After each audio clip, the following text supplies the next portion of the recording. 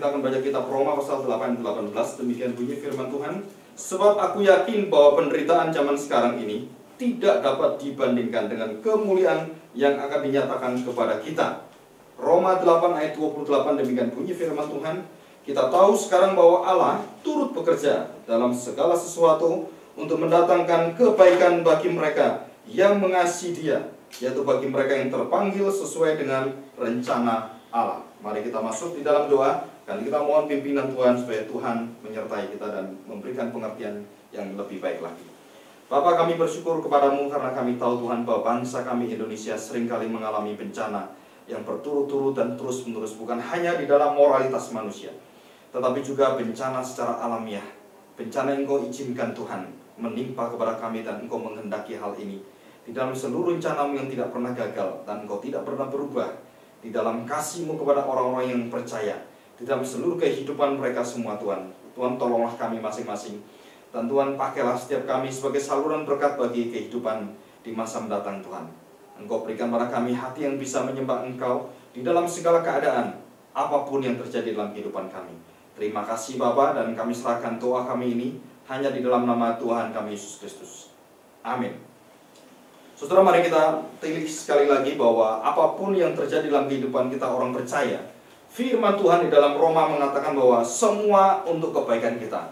Maka sebelum kita membahas secara tuntas tentang arti penderitaan dan bencana alam yang kita alami di dalam negeri kita yang kita cintai ini, Indonesia, kita harus mempunyai satu pandangan di dalam hidup kita, dan khususnya yang mendasari hati dan pikiran kita. Dan kita sebut pandangan itu adalah pandangan Kristen, atau di dalam bahasa Inggrisnya disebut sebagai Christian worldview. Apa artinya? Saudara, pandangan Kristen yang selalu setia dan taat pada ukuran dan tolok ukur yang utama, yaitu firman Tuhan. Kita tidak bisa keluar daripada firman Tuhan. Apapun yang terjadi, semua harus dinilai dan diuji oleh firman Tuhan. Apakah tujuannya untuk kehidupan kita semakin diuji oleh Tuhan, ataukah karena kesalahan manusia dan dosa manusia? Secara garis besar kita akan mengerti dalam firman Tuhan. Nah, kunci untuk terpenting memahami masalah penderitaan adalah bukan bagaimana pandangan kita terhadap bencana itu. Bukan hanya pandangan kita terhadap yaitu tsunami itu. Pandangan kita terhadap gempa yang ada di Jogja itu. Pandangan kita terhadap yaitu penderitaan itu sendiri. Mengapa ada orang cacat, mengapa ada kelaparan, mengapa ada bencana-bencana yang lain. Tetapi kita harus memulai dengan satu pandangan, yaitu siapakah Allah dan keberadaan Allah. Jadi bagaimana kita mengerti dan mengenal Allah, itulah menjadi kunci kita mengerti akan alam semesta ini. Tanpa pengertian kita dan pengenalan kita akan Allah yang baik dan benar melalui firman Tuhan, maka kita tidak pernah bisa mengerti penderitaan, bencana alam yang terjadi dalam kehidupan kita dengan benar dan tepat. Apa yang tidak boleh kita katakan tentang Allah? Khususnya, mengapa Allah itu dengan rela dan memperlihatkan kepada kita penderitaan ini seperti ini? Yang pertama, yaitu Allah tidak pernah bermaksud jahat. Di dalam Kejadian pasal 50 ayat 20, Yusuf mengatakan kejahatan saudara-saudaranya. Walaupun mereka jahat, hati mereka itu sangat benci dengan Yusuf, dan dosa-dosa mereka itu sangat banyak. Dan kehidupan Yusuf juga penuh dengan orang-orang yang membenci dia, orang-orang yang menyalahi dia. Dan perbuatan dosa mereka dipakai oleh Allah untuk kebaikannya, dan untuk membawa Yusuf memenuhi akan visi dan panggilan dari Tuhan, seperti dia mimpinya dia. Yang kedua, Allah tidak pernah tidak adil. Habakuk juga mengerti hal ini. Di dalam Habakuk pasal yang ketiga, pasal 2 juga sama. Dikatakan di sana, Habakuk bertanya kepada Allah, di manakah keadilan-Mu Tuhan? Tapi sebenarnya keadilan itu adalah bukan di pandangan Habakuk. tetapi keadilan itu adalah di dalam diri Allah. Maka bangsa Kasdim Allah terbitkan, bangsa Kasdim Allah berikan supaya bangsa Israel itu belajar, dihajar oleh bangsa ini. Dan Tuhan mengatakan bahwa bangsa Kasdim itu dialah yang menerbitkan. Untuk apa? Untuk menjadi pendidik bagi bangsa Israel. Dan akhirnya bangsa Israel jika bertobat, maka bangsa Kasdim itu akan dihempaskan Tuhan dan dibasmi habis. Yang ketiga, Allah tidak pernah tidak baik. Di dalam Roma pasal 8 ayat 28 jelas sekali. Di sana dikatakan, hanya bagi orang yang percaya pada Kristus, apapun yang terjadi dalam kehidupan kita itu selalu baik. Saudara, ini adalah sesuatu yang sulit dimengerti di dalam pikiran kita. Mengapa orang cacat kok baik? Mengapa orang buta kok baik? Yohanes pasal yang ke-8. Dikatakan di sana, Yohanes pasal yang ke-9. Dikatakan di sana, bukan pasal 8, pasal 9 dikatakan ada orang buta sejak lahir. Dan Tuhan Yesus memberitahukan bahwa kemuliaan Tuhan, pekerjaan Allah itu akan dinyatakan melalui orang ini. Jadi apakah buta itu adalah selalu jahat? Buta itu selalu adalah perbuatan dosa? Tidak selalu. Apakah penderitaan itu adalah selalu berbuat sesuatu yang dari orang lain yang menimpa kita, jahat orang lain? Ya, kadang-kadang bisa seperti itu. Tetapi semua ada yang menguasai, yang mengontrol, yaitu Allah sendiri. Jadi Allah itu adalah Allah yang peduli. Itulah yang keempat. Allah adalah Allah yang tidak pernah tidak peduli. Dia selalu peduli dengan anak-anaknya. Apapun yang terjadi, sampai rambut dihitung oleh Tuhan pun, Tuhan memelihara kita. Dan itu jaminan yang luar biasa sekali. Allah tidak pernah tidak tahu. Allah semua tahu. Dia bukan Allah yang bisu, bukan Allah yang buta, bukan Allah yang tutup telinga sehingga tidak mau dengar doa orang-orang percaya. Waktu orang-orang percaya anaknya meninggal dunia kena tsunami, orang-orang percaya itu ada yang meninggal, ada suaminya diambil, ada istrinya diambil, ada satu keluarga habis semua. Apakah kita bisa berteriak pada Tuhan, bertanya, mengapa Tuhan keluargaku habis? Memang bisa, saudara. Tetapi Alkitab mengatakan, apapun yang terjadi, Allah itu selalu menyatakan kebaikan. Dan ini bukan dengan pengertian kita bisa mengerti ini, tetapi dengan iman yang Tuhan berikan. Dan kita percaya akan firman Tuhan, akan ayat Roma 8:28. Dan disinilah kita tahu bahwa segala sesuatu dikontrol oleh Tuhan. Segala sesuatu yang terjadi sudah di dalam pandangan Tuhan, dan Tuhan tahu semua dari awal ujung hidup manusia sampai ujung akhirnya. Dan di sanalah Tuhan menetapkan segala sesuatu. Maka kita akan mengerti pandangan-pandangan agama secara umum. Bagaimana pandangan agama tentang bencana alam? Ada yang mengatakan bencana alam dan penderitaan ataupun kecacatan itu adalah merupakan hukuman Allah. Karena dosa orang, karena kesalahan papanya, karena kesalahan orang tuanya yang suka yaitu main-main perempuan sehingga anaknya itu cacat. Ada kesalahan dari pak homoseks sehingga ada AIDS. Saya percaya bahwa AIDS itu bukan diciptakan Tuhan pada zaman sekarang. Virus AIDS itu sudah ada dan bukan ciptaan baru. Dan segala sesuatu virus atau virus itu bukan pada saat sekarang baru diciptakan hari yang ke-8. Gitu kan? Bukan. Hari ke-8 tidak ada, yang ada adalah hari ke-7 selesai di sana. Semua sudah baik, termasuk bakteri, virus, itu kebaikannya untuk manusia. Tetapi waktu manusia jatuh dalam dosa, dan di sanalah Tuhan sudah membatasi akan seluruh kontrol hidupnya dia, khususnya kepada orang-orang yang bukan percaya. Tuhan kadang-kadang mengizinkan hal itu terjadi menimpa kita. Dan hanya pada orang percaya Tuhan menyatakan semua terjadi untuk kebaikan kita. Yang kedua, bencana alam dan penderitaan diberikan kepada manusia karena dewa. Tahu dewa ya? Dewa itu murka, marah. Dan ada dewa yang khusus murka, ada dewa yang khusus belas kasihan, ada dewa yang khusus memelihara, dan ada dewa-dewa yang lain yang begitu banyak. Nah, mereka percaya bahwa dewa yang murka inilah yang selalu akan menghantam manusia. Dan kita harus tahu bahwa dewa yang murka ini adalah dewa yang mendatangkan bencana alam dan hal-hal yang jahat di dalam hidup manusia. Aneh sekali, saudara. Dewa kok jahat? Dewa itu harusnya baik, gitu ya. Tapi ada dewa khusus, dewa jahat. Ada dewa khusus yaitu mencabut nyawa. Ada dewa khusus untuk merusak. Ada dewa khusus untuk marah, supaya marahnya antara dewa satu dan satu itu bisa diatur. Jadi khusus ini dewa pemarah, ini khusus dewa pengasihan, ini khusus dewa yang welas asih, dewa yang mengampuni. Nah, itu adalah pandangan dewa-dewa. Nah, yang ketiga, sebagai batu ujian, apakah iman mereka itu tetap setia dan percaya pada Allah mereka. Saudara, mereka banyak mengatakan, ya ini kita diuji oleh Tuhan. Saudara, jawaban-jawaban ini umum sekali. Ya ini diuji supaya kita tuh sadar bangsa Indonesia itu supaya kembali bertobat. Dan banyak orang membuat satu, yaitu acara doa bersama bangsa dan negara. Apakah doa ini bisa mengubah tsunami itu tidak terjadi? Saya percaya, jika Tuhan mau terjadi, pasti terjadi.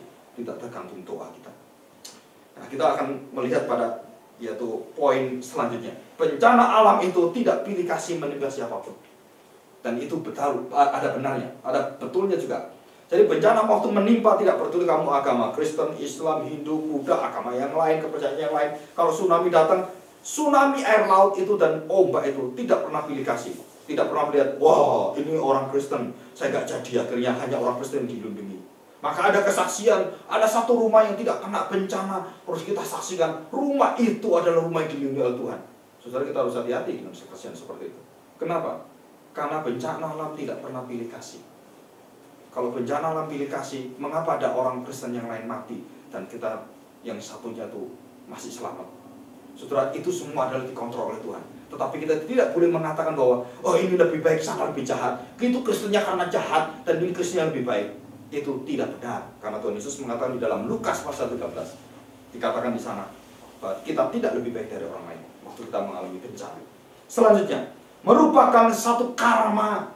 Jadi satu semacam, yaitu hukuman yang Tuhan berikan, yang ada dalam hidup kita, yang sudah digariskan oleh kepercayaan mereka. Karma, yaitu si jahat, menghancurkan hidup manusia.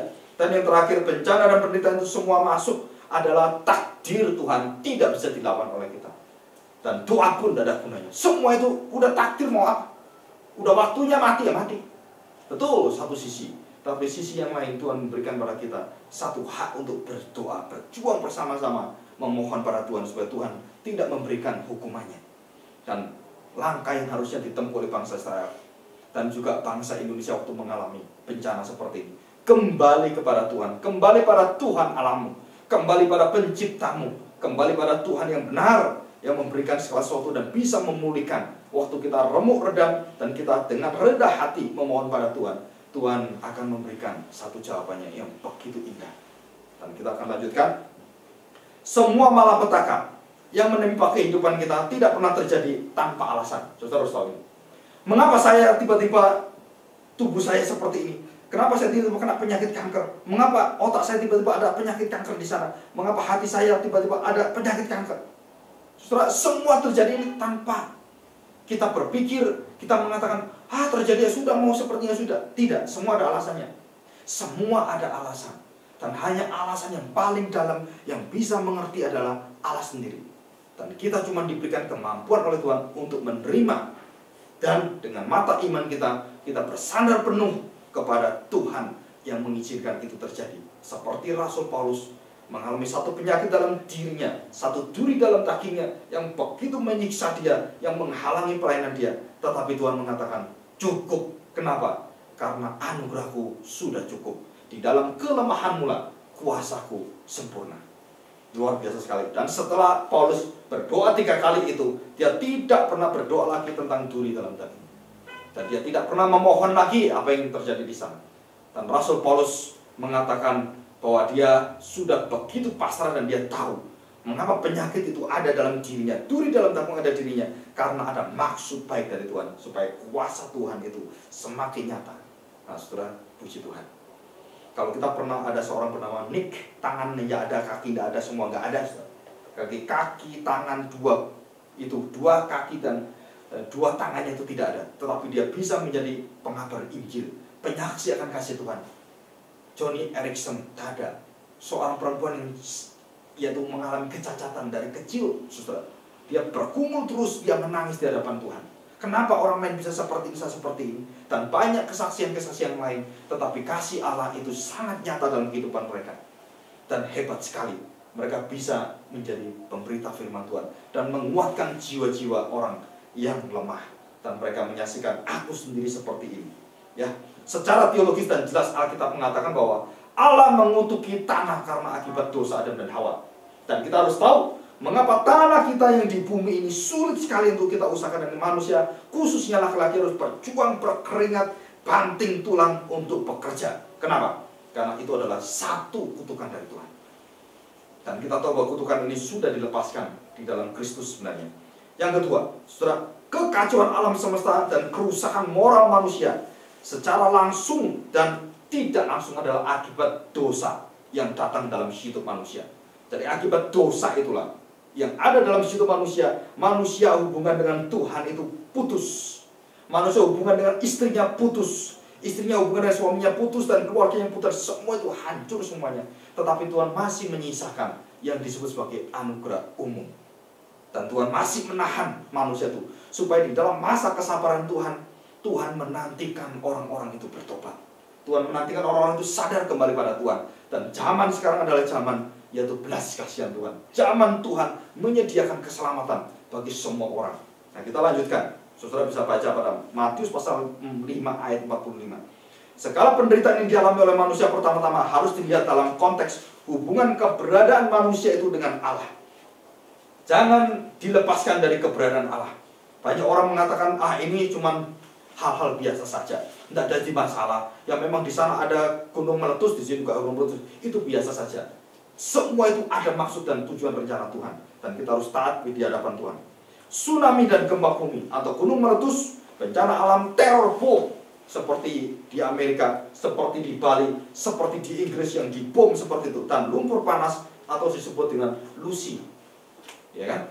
Tahu kan Lucy yang ada di Jawa Timur itu, yang di Sidoarjo, yang merusak ribuan daripada yaitu meter, dan bahkan rumah-rumah yang ribuan dan pengungsi-pengungsi puluhan ribu itu akhirnya tidak memiliki harapan hidupnya.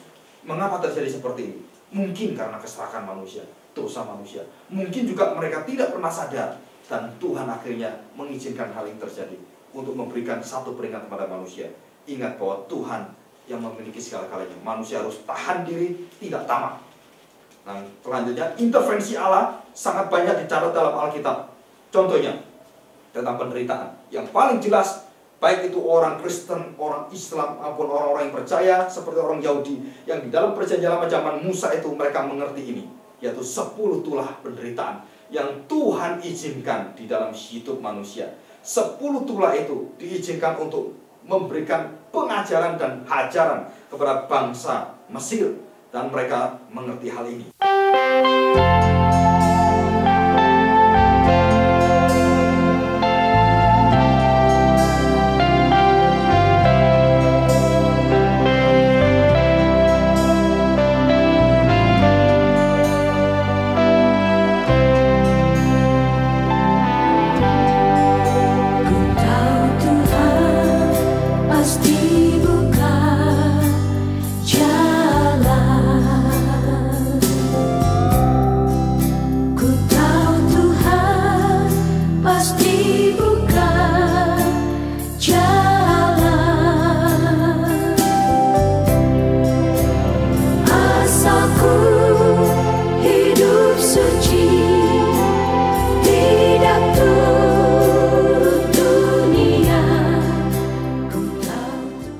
Intervensi Allah sangat banyak dicatat dalam Alkitab. Dan bahkan kalau kita ingat akan 10 tulah bangsa Israel yang waktu melihat bangsa Mesir diberikan tulah oleh Tuhan Allah, dan kemudian 10 tulah itu menghancurkan seluruh sistem kehidupan orang-orang di Mesir, mulai dari air sampai kepada yaitu diri manusia.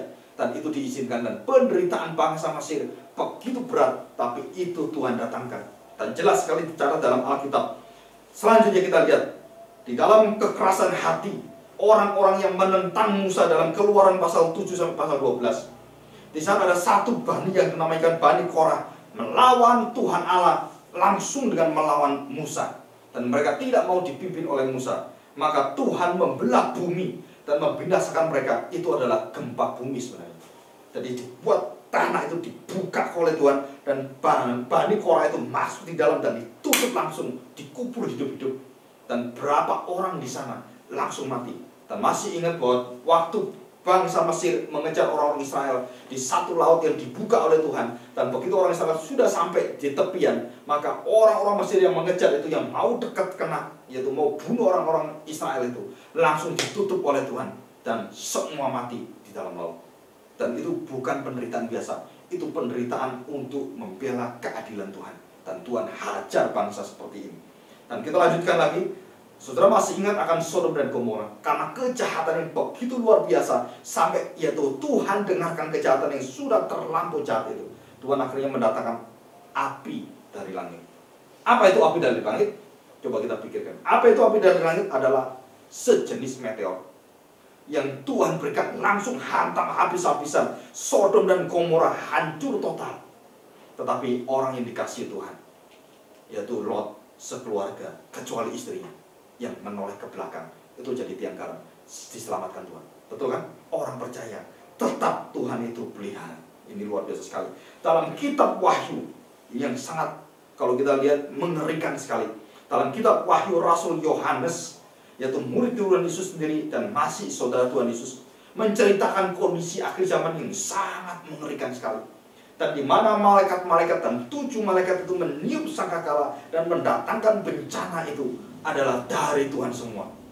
Dan ada 7 gereja, 5 gereja yang betul-betul baik, dan 5 gereja yang betul-betul dicaci maki oleh Tuhan, dan 2 gereja yang baik, yang tidak dicaci dan dipuji oleh Tuhan. Dan 2 gereja itu adalah gereja yang menderita aniaya, siksaan, dan kehidupannya itu sangat-sangat luar biasa ditekan. Tapi 2 gereja ini adalah gereja yang dipilih oleh Tuhan dan dipuji oleh Tuhan. Saudara, gereja saudara di mana? Di 5 gereja yang penuh dengan kehebatan, pelayanan yang hebat, gedung yang hebat, hamba Tuhan yang hebat, semua hebat semuanya. Top pokoknya. Jemaat-jemaatnya, wah luar biasa. Tapi yang 2 itu tidak bisa dilihat secara manusia itu berhasil.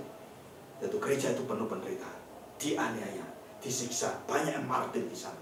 Tetapi gereja itulah gereja yang Tuhan cintai. Maka kita akan melihat bahwa di akhir zaman itu Yohanes menangis sebelum dia melihat bahwa kitab-kitab itu sebelum dibukakan, dia tersungkur, dia menangis. Dan berkali-kali kita melihat, yaitu hamba-hamba Tuhan yang tahu kehendak Tuhan, begitu dia diberitahukan bahwa bangsa itu akan tetap tegar tengkuk, tidak mau dengarkan engkau, baik Musa, baik nabi-nabi semua, sampai kepada Yohanes Baptis. Dan akhirnya sampai kepada anak Alaibati pun waktu datang memberitakan ini, mereka tetap tidak percaya. Dan kita tahu ini adalah sesuatu kecelakaan bagi manusia. Api yang datang dari langit itu ada 2 macam artinya. Ada api yang datang seperti Sodom dan Gomora menghancurkan orang-orang itu dan membinasakan mereka. Tapi ada api dari langit yang menerima persembahan yang diberikan kepada Tuhan. Jadi belum tentu arti api itu adalah jahat. Dari api yang murka Tuhan itu betul, itu adalah yang jahat dan menghancurkan manusia, membasmi manusia. Dan yang kedua, yaitu ada tanda api yang dari Tuhan, api yang penuh dengan penerimaan, api yang akhirnya mengangkat persembahan di situ orang-orang percaya sehingga dibakar oleh Tuhan. Jadi tidak semua penderitaan adalah jahat semata-mata. Saudara harus tahu ini. Yesus menderita untuk mendatangkan keselamatan. Tubuh kita juga seringkali mampu menderita, memberikan satu kesadaran supaya kita tahu bahwa saya waktunya untuk buang air besar. Kalau saudara tidak pernah perutmu sakit, bagaimana engkau bisa buang air besar? Tiba-tiba keluar saja begitu, seperti orang yang sudah tua atau anak-anak. Wah, sulit sekali, saudara. Tapi waktu kita dewasa, kita diberi kemampuan untuk merasakan sakit. Dan disitulah kita belajar bahwa Tuhan itu memberikan rasa sakit untuk apa? Untuk kebaikan kita. Betul nggak? Jadi itu adalah tujuannya. Dan kita melihat beberapa hal yang kedua. Orang bisa merasa lapar, orang bisa merasa panas. Waktu pegang api itu panas. Tetapi orang-orang yang kena penyakit kusta, saudara, pegang api, kena silet, kena apapun, dia tidak pernah bisa merasakan kesakitan. Jadi penyakit kusta dan penyakit yang tidak pernah bisa sakit. Penyakit apa yang nggak pernah bisa sakit? Itu kusta. Jadi tangan orang kusta itu bisa hancur bukan karena apa-apa, karena dia itu sembarangan pegang sini, ambil api juga nggak apa-apa, ambil arang nggak apa-apa. Kenapa? Karena memang nggak merasakan sakit. Jadi tubuhnya itu hancur semua. Jadi itu penyakit yang merupakan satu juga berakibat dari kesalahan manusia. Dan juga penyakit ini sekarang sudah ditemukan obatnya. Puji Tuhan ya. Zaman dulu belum ada obatnya, sekarang sudah ada obatnya. Dan beberapa penyakit yang zaman dulu tidak ada obatnya, flu itu aja, kalau zaman dulu itu mungkin nggak bisa diobati gitu ya, sampai orang bisa mati karena flu. Sekarang flu, ambil stop cold, ambil yaitu mixta flu, tak beres. Kenapa beres? Karena Tuhan sudah berikan di dalam anugerah umum manusia menemukan obat-obatan. Saudara harus hargai. Jangan kalau sakit sedikit-sedikit langsung doa pada Tuhan. Padahal Tuhan sudah sediakan kemurahannya. melalui dokter, obat-obatan yang begitu murah bisa diambil. Tapi jangan asal ambil obat, jangan asal minum obat. Sakit sedikit obat, sakit sedikit obat, itu juga bahaya sekali. Ya, satu sisi nak mau berdoa, satu sisi yaitu terlalu berdoa. Nah, saudara harus tahu ini. Dan semua itu adalah Tuhan berikan pada kita untuk supaya kita sadar kita manusia penuh dengan kelemahan. Nah, kita lihat tidak semua arti peristiwa bencana alam semesta dan penderitaan manusia adalah berkaitan dengan dosa manusia. Tidak setiap. Ada bencana dan penderitaan yang memang Tuhan sendiri rancang dan izinkan terjadi, seperti itulah tadi. Seperti hukuman langsung, seperti Sodom dan Gomora, seperti Bani Korah, langsung dibunuh oleh dia, dibinasakan oleh dia.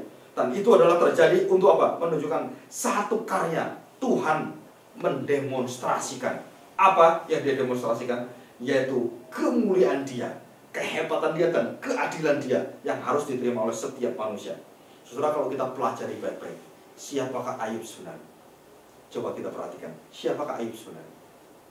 Ayub adalah orang yang penuh dengan kehidupan yang luar biasa. Orang kaya, keluarga baik, istri yang luar biasa, anak yang cinta. Wah, semua itu betul-betul baik. Tetapi waktu Tuhan memohon kepada Ayub dan menyatakan kepada Ayub bahwa dia akan memberikan satu kehebatan di dalam perlindungan Tuhan, supaya Ayub di dalam keadaan apapun bisa dijaga oleh Tuhan, dipelihara oleh Tuhan, dan bahkan Tuhan mengizinkan iblis itu untuk menghancurkan hidup Ayub. Yang pertama yang diambil apa? Seluruh kepemilikan dia, kekayaan semua diambil semua. Yang kedua yaitu anak-anaknya diambil semua, istrinya tidak. Ya. Kenapa istrinya tidak? Itu rencana Tuhan yang baik, ya kan? Supaya Ayub itu lebih kuat lagi. Dan istrinya akhirnya mencaci maki Ayub supaya mengutuki Allah Ayub daripada Allah Ayub. Nah, setelah akhirnya yang terakhir itu adalah iblis diizinkan untuk apa? Menghancurkan dirinya, tetapi dengan satu syarat, tidak boleh mencabut nyawanya. Jadi ada satu kontrol dari Tuhan. Jadi dari zaman mulai dari Adam dan Hawa sampai pada akhir zaman, siapakah yang mengontrol setan dan iblis? Jawabannya Allah sendiri. Di dalam kitab Wahyu diceritakan bahwa Allah yang mengontrol segala-galanya, dan kita tidak pernah bisa dikalahkan oleh yaitu kuasa dari si jahat, dari si iblis. Kasih Allah kepada bangsa Israel, kasih Allah kepada kita, kasih Allah kepada seluruh hidup keluarga kita, itu tidak pernah bisa dihancurkan oleh segala kuasa. Itu bisa dibaca di dalam Roma 8 ayat yang 31 sampai selesai. Nah, waktu kita belajar dari Ayub, Ayub kemudian mengerti apa maksud hidup ini. Dia menerima segala penderitaan ini, bahkan dia sempat sekali mengutuki akan hari kelahirannya. Dia bertanya kepada Tuhan, kalau aku lahir seperti ini dan hidupku hanya untuk penderitaan seperti ini, buat apa aku lahir? Banyak orang yang mengalami penderitaan itu bertanya pada Tuhan, Tuhan kenapa sih seperti ini? Kenapa istri saya bisa sakit seperti ini? Kenapa anak saya seperti ini? Ada seorang punya anak yang hebat sekali, sudah pintar sekali, dan kemudian hanya di dalam waktu 2 minggu diambil oleh Tuhan. Kenapa? Karena kanker darah putih. Langsung diambil. Jadi semua cita-cita papanya, perusahaan yang hebat, yang luar biasa, mau dikasihkan anaknya. Buat apa? Dan kalau dia papa yang tidak memiliki Tuhan, dan khususnya tidak percaya pada Kristus, maka hidupnya dia bukan untuk Tuhan, tapi untuk anaknya. Begitu anaknya mati, untuk apa dia hidup? Begitu suaminya mati, untuk apa dia hidup? Begitu istrinya mati, untuk apa aku hidup? Banyak orang waktu masa tua, ditinggal suaminya, ditinggal istrinya, hidupnya itu akhirnya lonely, dan akhirnya cepat mati. Dan itu yang terjadi. Dan banyak orang saya lihat di dalam gereja, waktu ditinggal mati oleh suaminya, waktu suaminya semua luar biasa hebat, begitu istrinya kemudian masih mengikuti, begitu suaminya mati, saudara, istrinya seolah kehilangan arah hidup. Dan mereka akhirnya berdoa di hadapan Tuhan, Tuhan kenapa terjadi seperti ini? Padahal Tuhan itu mencintai dia. Maka Tuhan memberikan, kalau dia orang yang betul-betul, istri yang betul-betul diberikan kasih Allah, Tuhan akan bangkitkan semangatnya. Tuhan akan berikan kekuatan yang baru. Seperti teman saya, yaitu hamba Tuhan yang sudah meninggal. Istrinya mengatakan, hari ini juga aku berpisah dengan engkau, aku sudah bercerai dengan engkau. Semua orang kaget dia mengatakan demikian. Kenapa? Dia mengatakan bahwa aku sudah bercerai, dalam arti karena suamiku dipanggil oleh Tuhan. Dan waktu aku bertemu dengan suamiku, aku bukan lagi menjadi suaminya, tetapi aku menjadi saudara seiman. Puji Tuhan. Jadi di surga tidak ada status suami istri. Tidak ada. Yang ada apa? Statusnya apa? saudara seiman. Karena kita semua anak-anak Allah. Kita semua saudara seiman. Dari orang yang baru lahir mati pun, yang sudah dipilih oleh Tuhan, dan kemudian dia waktu bertemu kita bukan bayi lagi, tapi saudara seiman. Orang yang sudah tua sekali, umur 80-100 tahun, ketemu dengan kita sebut apa? Saudara seiman. Puji Tuhan. Saudara, ini rahasia firman Tuhan. Ya, kita lanjutkan. Ayub yang waktu mengerti akan penderitaan itu, dan kemudian dia minta Tuhan menjawab doanya dia. Saudara, waktu Tuhan menjawab doanya Ayub di dalam kitab Ayub itu, khususnya pasal 42, dan seluruh pasal daripada Ayub itu dengan jelas sekali waktu Tuhan berbicara, itu menantang Ayub, dan Tuhan mengatakan, "Hai Ayub, jika engkau seorang jantan, seorang laki-laki, hadapilah aku tanya engkau sebagai seorang laki-laki." Dan dia mengatakan, "Di manakah engkau Ayub waktu aku dengan seluruh kebijaksanaanmu, dengan musyawarah yang ada di dalam pikiran Allah itu, menjadikan seluruh alam semesta, dia merancang semua, di manakah engkau waktu itu?" Dan Ayub akhirnya tidak bisa jawab, karena Ayub belum lahir, belum diciptakan, bahkan bumi pun belum ada. Karena semua itu sebelum ada, Tuhan sudah merancang ketetapannya yang begitu agung, begitu indah, dan semuanya itu begitu sempurna, dan tidak ada semua itu, yaitu kesalahan sedikit pun tidak ada, karena Tuhan Allah kita sempurna. Maka waktu Ayub dikatakan bahwa aku waktu menciptakan segala sesuatu, dia ceritakan Tuhan Allah semesta alam. Dia mengatakan menciptakan binatang-binatang semua. Di manakah engkau Ayub waktu menciptakan ini semua, yang merancang ini semua? Belum dijawab pertanyaan penderitaan Ayub, tapi Ayub sudah bertobat. Dan dia mengatakan, aku cabut seluruh perkataanku, pernyataanku. Aku mandi dalam debu dan abu. Dan dia merasa menyesal. Dan akhirnya waktu Tuhan melihat Ayub menyesal, dan kemudian dia melihat para teman-teman Ayub yang mencaci maki Ayub, dan termasuk mencaci maki Tuhan. Maka Tuhan berkata kepada Ayub, "Berikan kepada mereka satu persembahan. Jika engkau tidak mempersembahkan, teman-temanmu aku binasakan." Saudara, perhatikan baik-baik. Jika pandangan kita di dalam penderitaan itu salah, apa yang terjadi? Kita akan dibinasakan Tuhan. Teman-teman Ayub mengatakan, "Kamu Ayub yang salah, kamu berdosa." Maka pada saat itulah waktu Ayub mengerti ini, dia tidak ada dosanya, dia tidak ada salahnya sama sekali. Tapi mengapa dia mengalami ini? Dia tidak tahu, saudara. Terus kemudian dia menyesali hidup dia. Dan itu termasuk sebenarnya juga di dalam satu ketidaksempurnaan Ayub. Dan waktu Tuhan mengatakan, "Ayub, engkau harus menjadi imam bagi 4 temanmu itu. Jika tidak, aku binasakan mereka semua." Saudara, kemudian Ayub melakukan itu, dan teman-temannya dimaafkan Tuhan. Nah, ini cerita yang luar biasa, saudara. Saudara tahu, waktu Ayub menderita, teman-temannya itu duduk berapa hari dengan dia? Berapa hari duduk? Hanya diam aja duduk lihat Ayub. 7 hari, 7 malam. Saudara, kalau saya sakit, ya dilihat orang jengkel saya, betul nggak? Udah sakit dilihat terus. Dan tiap hari dilihat terus, pagi, siang, malam. Aduh, kasihan kamu ini. Aduh. Teman-temannya nggak tega, so. Orang teman-temannya itu berkeliling, itu melihat dia 7 hari, terus lihat dia. Dan akhirnya teman-temannya tidak tahan berbicara satu persatu, mewakili, satu pakai rasionalis, satu pakai hati, satu pakai kebaikan agama, satu pakai yaitu nurani manusia, satu pakai tentang keadilan Tuhan yang salah mengerti. Dan Tuhan katakan semua salah dan semua harus binasa. Tapi Ayub, engkau berikan persembahan supaya mereka aku maafkan. Dan itu yang terjadi di dalam hidup Ayub. Abraham waktu dipanggil oleh Tuhan, dan dia akhirnya menghadapi satu bencana alam, bencana kelaparan. Apakah dia kembali pada yaitu kotanya dia Ur Kasdim? Tidak. Dia berangkat tetap dengan iman. Walaupun bencana alam, walaupun tantangan apapun, maka Abraham disebut sebagai bapak orang beriman. Dan Yusuf yang sudah kita dengar sedikit di awal tadi, bagaimanakah Yusuf mengalami penderitaan, dijual oleh orang-orang Midian, dan melalui saudara-saudaranya dia jual pada orang Midian jual pada orang Mesir kemudian dijual lagi, terus di penjara. Hidupnya nggak ada kebaikan sama sekali. Dia tidak menerima kebaikan dari manusia. Sampai akhirnya dia dibawa oleh Tuhan ke rumahnya Potifar. Di rumah Potifar akhirnya bertemu dengan orang-orang tokoh-tokoh di istana, dan akhirnya dia memberikan hidupnya itu betul-betul taat, dan Tuhan angkat dia menjadi orang yang menguasai seluruh Mesir dan menolong bagi bangsa-bangsa lain. Luar biasa sekali. Saudara, kalau kita mengalami penderitaan, kesulitan hidup, baik bencana apapun, saudara ingat baik-baik, hidup itu bukan untuk dirimu saja. Hidup adalah untuk orang lain. Pada saat kau menderita, ingat orang lain. Pada saat kau susah, ingat orang lain. Pada saat kau senang, ingat orang lain. Jadi susah dan senang, ingat orang lain. Dan ini adalah satu pelajaran yang kita harus terima. Yesaya, Yunus, Yeremia, Habakuk, Yohanes Pembaptis, Paulus, Petrus, Stefanus yang mati dirajam adalah orang penuh dengan hidup yang tiap harinya mereka itu sangat riskan dengan penderitaan. Tetapi mereka penderitaan itu mereka terima dengan satu kuasa bahwa Tuhan menguasai segala-galanya. Dan Tuhan mengerti ini. Nah, kita melihat di dalam yaitu Lukas pasal 13. Lukas pasal 13 ayat 1 dan 5. Kita baca. Lukas pasal 13 ayat 1 dan 5 sampai 5 ya.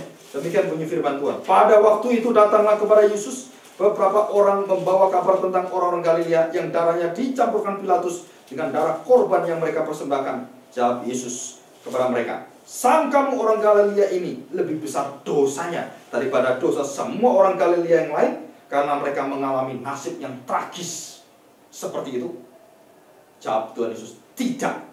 Ayat 3 jelas, tidak. Kataku kepadamu, tetapi jikalau kamu tidak bertobat, perhatikan ya, jikalau kamu tidak bertobat, kamu semua akan binasa atas cara demikian. Ayat 4, atau sangkamu ke-18 orang yang mati ditimpa menara dekat Siloam, lebih besar kesalahannya daripada kesalahan semua orang lain yang diam di Yerusalem? Jawabannya apa? Tidak. Kataku kepadamu, tetapi jikalau kamu tidak bertobat, kamu semua akan binasa atas cara demikian. Jadi kalau kita melihat ada orang yang mengalami bencana yang begitu tragis, timpa ini akhirnya sangat mengerikan sekali. Ingat baik-baik, kalau engkau tidak bertobat, engkau sama dengan orang-orang yang mendapatkan bencana seperti itu, yang dihempaskan oleh tsunami, yang kena gempa bumi, yang hancur, yang mati hidupnya, yaitu ketimpa semua. Itu sesuatu yang mengerikan sekali. Ingat baik-baik, jika engkau tidak bertobat, hidupmu, kemalanganmu seperti orang-orang itu. Dan hanya orang yang bertobat di hadapan Tuhan, yang Tuhan katakan Tuhan akan jagai dia, dan kematian tidak pernah bisa yaitu menghapus kasih Tuhan. Dan itu jaminan dari firman Tuhan. Mengapa kita lebih suka menuduh orang itu jahat waktu kena bencana? Kenapa kita merasa kita lebih baik daripada orang lain? Oh, saya lebih baik, lebih enak orang lain. Kenapa gereja-gereja sekarang lebih suka mencapai kehidupan yang penuh kesejahteraan dan menolak penderitaan?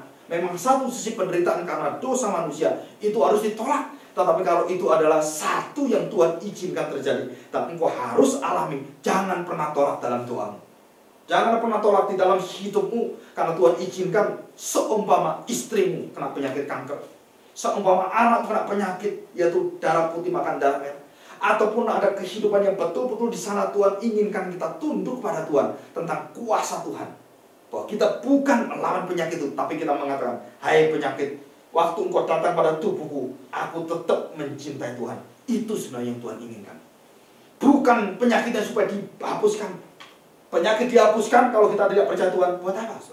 Tapi kalau penyakit tetap ada dan kita tetap percaya pada Tuhan, dan penyakit itu menjadi satu tempat, kita belajar bahwa tubuh manusia itu penuh dengan kelemahan, dan hanya karena virus yang kecil seperjuta dari mata kita yang tidak bisa lihat itu, hanya dengan mikroskop yang elektron itu, yang per juta kali baru ada virus kecilnya minta ampun. Mungkin kalau bisa kita ijek mati virus itu, tetapi bisa bunuh kita.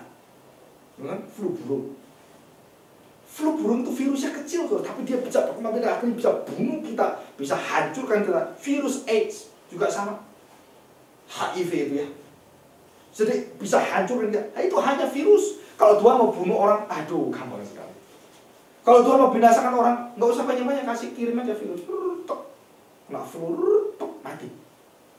Tapi kalau Tuhan mau bangkitkan orang, Tuhan mau hidupkan orang itu, mati 4 hari pun seperti Lazarus bangkit. Semua orang kaget. Artinya apa? Kematian tidak pernah boleh ditakuti oleh orang percaya. Penderitaan tidak boleh ditakuti oleh orang percaya. Kenapa? Karena penderitaan itu adalah menyatakan satu hal. Kita penuh dengan kelemahan, Tuhan penuh dengan kuasa, dan Tuhan bisa memberikan kita kekuatan untuk menghadapi penderitaan. Dan itu adalah sesuatu yang dituliskan di sini. Jadi jangan pernah kita menghina bangsa lain. Orang aja kena gempa bumi untuk karena dia dosanya banyak sekali, banyak ganjalnya, banyak GBK-nya, betul kan? Karena tidak taat pada pemerintah jadi dihancurkan. Memang kalau satu sisi kita bisa melihat ini seperti itu, tetapi dalam sisi yaitu hati belas kasihan Tuhan bukan seperti ini saja. Tetapi ada maksud rancangan Tuhan. Tuhan mengasihi bangsa ini, mengasihi orang Nias, mengasihi orang Aceh, mengasihi kita, mengasihi orang di Jogja, mengasihi orang-orang yang ada di Sidoarjo, orang-orang yang kena bencana itu semua. Dan kita berdoa pada Tuhan, biarlah kita orang percaya menjadi saluran berkat bagi Tuhan. Dan itu akan kita lihat. Kita baca Yohanes pasal 9. Yohanes pasal 9. Tidak semua penderitaan itu adalah mendatangkan kejahatan, mendatangkan murka. Tapi ada penderitaan yang memang Tuhan rancang untuk menyatakan demonstrasi Tuhan, kebaikan dan kemuliaan Tuhan. Pasal 9, Yohanes pasal 9, 1 sampai dengan 5. Waktu Yesus sedang lewat, ia melihat seorang yang buta sejak lahirnya. Murid-muridnya bertanya kepadanya, Rabi, siapakah yang berbuat dosa? Orang ini sendiri atau orang tuanya? Perhatikan ya. Kalau ada orang buta sejak lahir, ada orang cacat, orang kena ayan, orang autis, orang yang gila gitu ya. So, langsung pikiran kita pertama kali ya, salah siapa? Dosa siapa? Dosa orang itu, stres, jadi gila. Atau dosanya orang tuanya, kesalahan orang tuanya, atau dosa yang lain. Nah, perhatikan ya. Siapakah yang berbuat dosa? Orang ini sendiri atau orang tuanya, sehingga ia dilahirkan buta. Jawab Yesus, bukan dia. Dan apa? Bukan orang tuanya, tetapi karena pekerjaan-pekerjaan Allah harus dinyatakan di dalam dia. Sudah perhatikan baik-baik. Ada pekerjaan-pekerjaan yang dinyatakan di dalam dia. Artinya orang ini menjadi satu tempat di mana kuasa Allah dan demonstrasi daripada kemuliaan Tuhan dinyatakan di dalam kecacatan dia. Saudara, luar biasa sekali. Nick yang tidak punya tangan, yaitu kanan dan kiri, kaki kanan dan kiri. Saudara perhatikan baik-baik. Apa yang dia lakukan? Saudara, dia bisa banyak menyaksikan cita Tuhan. Dan dia bisa lulus lebih daripada, yaitu 1 gelar sarjana. Dia memiliki lebih daripada gelar sarjana. Orang yang sehat, orang yang baik seperti kita kadang-kadang lulus SMA pun masih sulit. Lulus S1 pun masih sulit. Tapi orang cacat tidak punya ini semua. Kok bisa sekolah seperti itu? Jadi kita yang waras kadang-kadang malu. Kenapa? Orang cacat kok lebih baik, lebih rajin dari kita. Nah, kita harus malu baik-baik gitu ya. Banyak sekali orang-orang besar di dunia ini. Saudara lahir waktu masa kecilnya di dalam penderitaan yang luar biasa sekali. Thomas Alva Edison, Boyle, terus kemudian termasuk Einstein, termasuk orang-orang yang pintar yang luar biasa. Masa kecilnya itu adalah masa yang sangat menderita. Tapi waktu dia besar, dia menyatakan kuasa kemuliaan Tuhan. Nah, ayat 9 dikatakannya, saya bacakan sekali lagi, pasal 9 ayat 3. Jawab Yesus, bukan dia dan bukan juga orang tuanya, tetapi karena pekerjaan-pekerjaan Allah harus dinyatakan di dalam dia. Kita harus mengerjakan pekerjaan dia yang mengutus aku selama masih siang. Dan akan datang malam di mana tidak ada seorang pun yang dapat bekerja. Selama aku di dalam dunia, akulah terang dunia. Setelah kita masukin di dalam contoh-contoh ayat yang luar biasa yang Tuhan Yesus katakan sendiri. Memang Tuhan Yesus pernah melihat orang yang waktu di dalam kesengsaraan hidupnya, Tuhan mengatakan karena iblis mengikat dia, orang kerasukan itu diusir iblis, yaitu orang yang dikuasai oleh, yaitu setan-setan yang banyak itu, yang legion itu, yang ribuan itu, bisa diusir oleh Tuhan karena orang ini sudah dihinggapi satu kuasa. Bisa seperti itu. Ada orang menderita karena apa? Karena kuasa kegelapan. Ada orang menderita karena kesalahan sendiri. Ada orang menderita karena apa? Karena orang lain yang jahat kepada dia. Dan berapa banyak orang itu bisa mengerti hal ini. Suatu hari ada seorang yang lewat di satu jalan sehabis berdoa. Seorang pemimpin gereja habis berdoa, kemudian dia menyeberang jalan. Karena orang yang mabuk, anak seorang muda yang mabuk, yang kendaraan itu keras sekali. Karena di dalam dosa dia tabrak, yaitu hamba Tuhan ini. Waktu ditabrak hamba Tuhan ini, dia jatuh dan kemudian mati. Saya tanya, penderitaan itu dia terima karena siapa? Bukan karena dosa dia, bukan karena dosa orang tuanya, tapi karena yaitu kejahatan, kesalahan anak yang ngebut seperti itu, nabrak sampai mati. Dan banyak dalam kehidupan kita juga sama seperti ini. Kadang-kadang kita melihat bahwa apa yang terjadi itu seolah tidak adil. Dan bagaimanakah kita melihat kesimpulan yang Alkitab kasih kepada kita. Nah, kita akan membahas kesimpulan itu satu persatu. Di dalam Lukas 13 dikatakan, di sana kita harus mengerti satu hal, bahwa kita tidak lebih baik dari orang lain yang mengalami bencana. Di dalam Yohanes pasal 9 dikatakan dengan jelas bahwa kita melihat orang-orang yang cacat, jangan selalu menghubungkan cacat dengan keberdosaan orang, cacat dengan kesalahan orang tua, cacat dengan kesalahan masyarakat, dengan kesalahan-kesalahan yang lain, bukan. Tapi karena Tuhan ingin menyatakan kemuliaannya di sana. Nah, kita akan melihat kesimpulan yang pertama. Yaitu kesimpulan pertama, saat bencana alam adalah bukan saat untuk menghina, menghakimi, dan mengata-ngatai, mengejek orang kena bencana alam. Artinya, bahwa orang itu orang jahat, orang kejam, maka saya lebih baik dan Tuhan pukul kamu karena kamu jahat dan kamu kejam. Ingat Yunus waktu diminta oleh Tuhan dan diminta untuk mengabarkan Injil ke Niniwe. Niniwe adalah bangsa yang biadab sekali, yang pernah hantam orang Israel yang sangat-sangat jahat sekali. Tapi apa yang terjadi? Saudara, Tuhan mencintai bangsa ini. Seluruh Niniwe, dan mulai dari raja sampai seluruhnya, sampai binatangnya pun diminta puasa, saudara. Kita kalau puasa biasanya binatang nggak puasa ya. Di Niniwe itu binatangnya suruh puasa juga. Ayo puasa semua. Niniwe di sana. Dan akhirnya di sana kita melihat, saudara, Tuhan membukakan hati orang-orang Niniwe. Seluruh bangsa itu, satu generasi itu bisa terima Tuhan. Tapi generasi selanjutnya jahat lagi dan biadab lagi. Dan Tuhan akhirnya basmi bangsa Niniwe seperti bangsa Kasdim di dalam kitab Habakuk. Maka pada saat Yunus mau mengabarkan berita Injil itu, dia hatinya enggan sekali. Kenapa? Itu bangsa apa? Bangsa biadab, nggak layak terima firman Tuhan, tidak layak terima keselamatan. Nah, lebih baik itu kayak kita ini punya hukum Taurat, punya kehebatan bangsa Israel yang baik di hadapan Tuhan, punya perjanjian, punya sunat, punya tradisi-tradisi yang hebat sekali. Bangsa Israel. Kadang-kadang kita juga melihat bahwa kebangsaan kita tuh bisa menghina orang lain. Mengapa gereja-gereja Tuhan kadang-kadang, inilah gereja saya, gereja apa? Gereja aliran, gereja orang-orang suku, khususnya orang-orang yang sudah dipisah. Kami hanya berkumpul dengan orang-orang Chinese, kami hanya berkumpul dengan orang-orang Batak, kami hanya berkumpul dengan orang Jawa, kami hanya berkumpul dengan orang-orang yaitu dari Kalimantan. Hanya ini, semua menjadi satu apa? Satu kehidupan yang menghina bagi bangsa lain. Maka gereja harus bertobat. Gereja harus kembali pada firman Tuhan.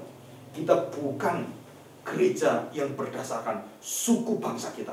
Kita ada gereja berdasarkan akan yaitu Kristus Yesus Tuhan kita.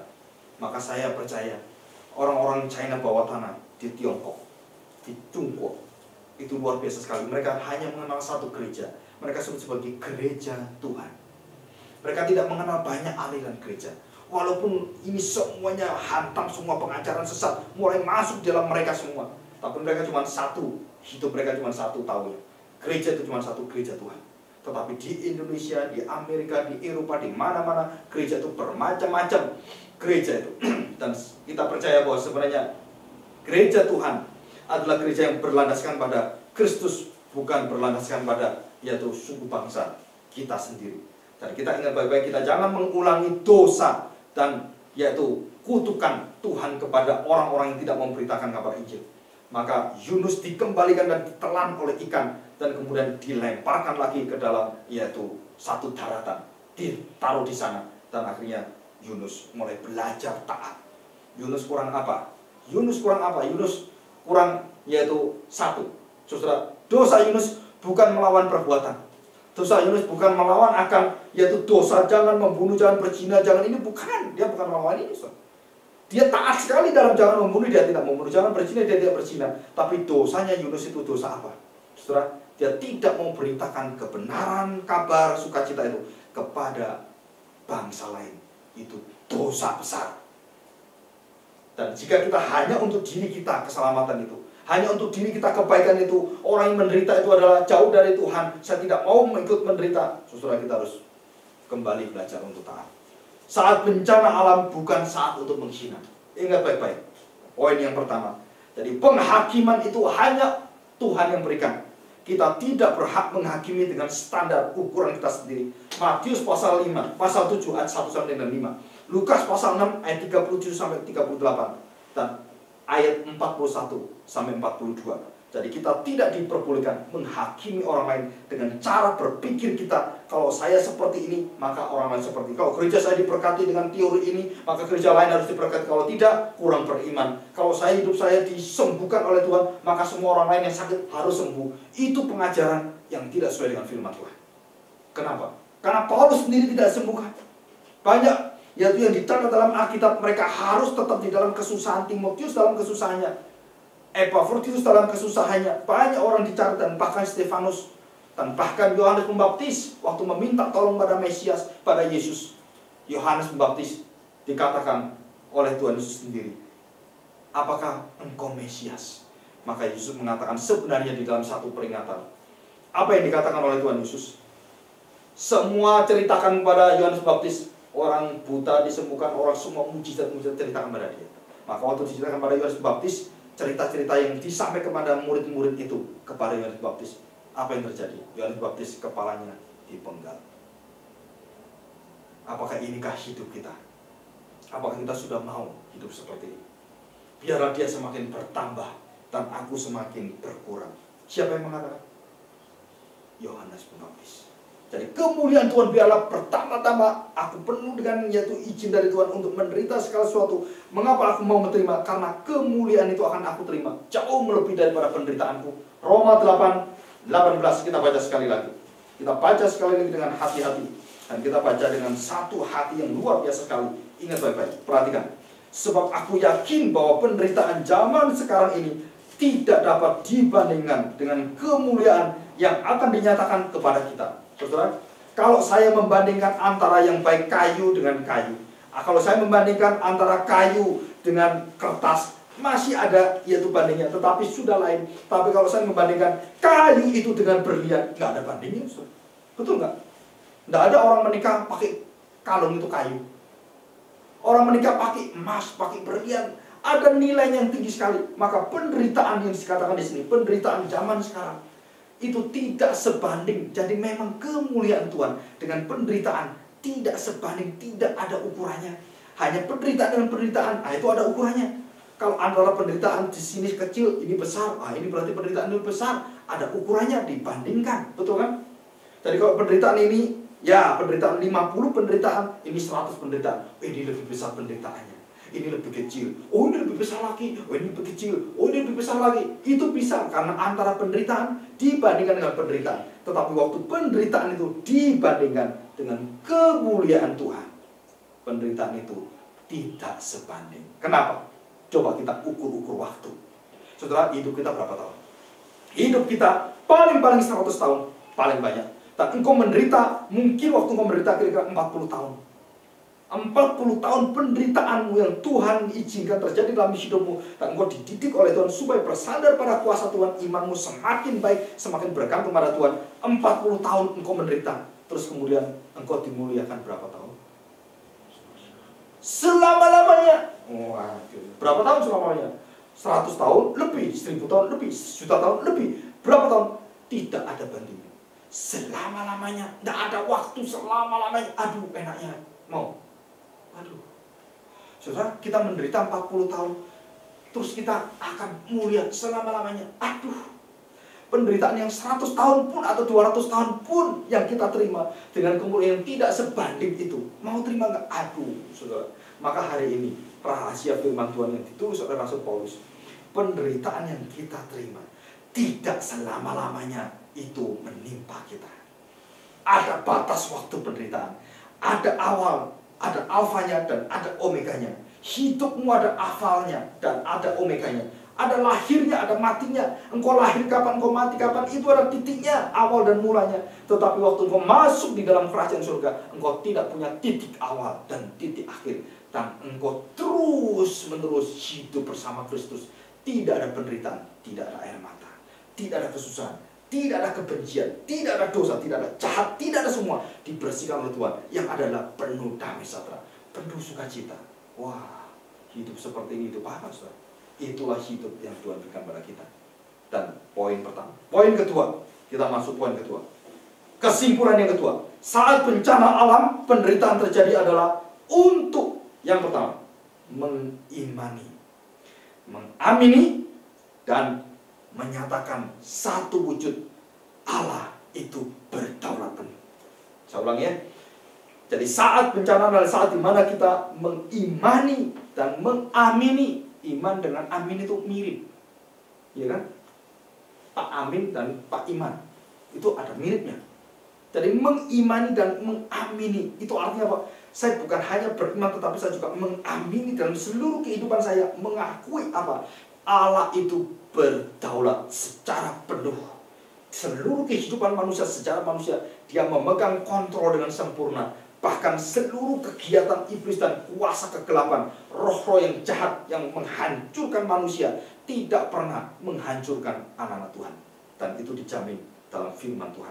Maka waktu kita mengerti hal ini, akan ada dalam hati kita, yaitu satu hati, yaitu yang rendah hati. Hati yang penuh dengan empati, penuh dengan kesedihan yang mendalam waktu saudara kita mengalami penderitaan. Waktu kita melihat akan seluruh kehidupan yang begitu menggenaskan, di dalam kegiatan yaitu kemanusiaan, kita menyatakan kita memberikan kasih kita baik melalui obat-obatan, melalui sandang pangan, melalui kiriman makanan-makanan, melalui pakaian, dan akhirnya ada orang yang mau menyerahkan hidupnya ke sana dan memberitakan kasih Tuhan, dan mau menyatakan dan mau mempersembahkan hidupnya untuk orang-orang yang ada di Jawa Tengah, orang yang ada di Nias, orang yang ada di Aceh, orang yang ada di Afrika, orang yang ada di ujung-ujung bumi. Dan Tuhan menggerakkan hati misionaris untuk melayani bangsa ini. Dan itu adalah satu hati yang digerakkan penuh dengan empati. Bukan hanya itu, tapi juga digerakkan gereja-gereja banyak memberikan yaitu dana, uang, banyak memberikan yaitu hal-hal yang lain, puji Tuhan. Tetapi berdoalah supaya gereja juga memberikan yaitu utusan orang-orang yang mencintai Tuhan melalui bangsa ini. Dan kita berdoa baik-baik. Kita baca satu ayat yang sangat luar biasa. Di sana kedaulatan Tuhan sangat hebat sekali, yaitu di dalam Yesaya 55 ayat 8 dan 10 dikatakan demikian firman Tuhan. Yesaya 55 ayat 8 dan 10. Demikian bunyi firman Tuhan. Sebab rancanganku bukanlah rancanganmu, dan jalanmu bukanlah jalanku. Demikianlah firman Tuhan. Seperti tingginya langit dari bumi, demikianlah tingginya jalanku dari jalanmu, rancanganku dari rancanganmu. Jelas sekali bahwa cara Allah merancang dan cara Allah memberikan seluruh jumlah di dalam jalannya itu berbeda sekali. Bedanya apa? Tuhan merancang itu sangat luar biasa agung dan indahnya. Kita sulit sekali mengerti yang di bawah ini, seperti bumi dan langit. Tetapi kita diberikan hati oleh Tuhan. Di dalam iman kita menerima sepenuhnya. Walaupun sulit dimengerti, penuh dengan misteri, tapi bagi Allah seluruh kejadian di seluruh alam semesta ini tidak ada misteri. Karena bagi Allah semua terbuka, dan Allah lah yang melihat semuanya ini. Bagi kita bertanya-tanya kenapa seperti ini, kenapa seperti ini. Tapi bagi Allah tidak ada pertanyaan. Tidak ada sesuatu yang Tuhan tidak tahu. Semua begitu sempurna dalam pandangan Dia. Dan Dia tahu apapun yang terjadi. Dan Dia tahu bagaimanakah yaitu menguatkan anak-anaknya.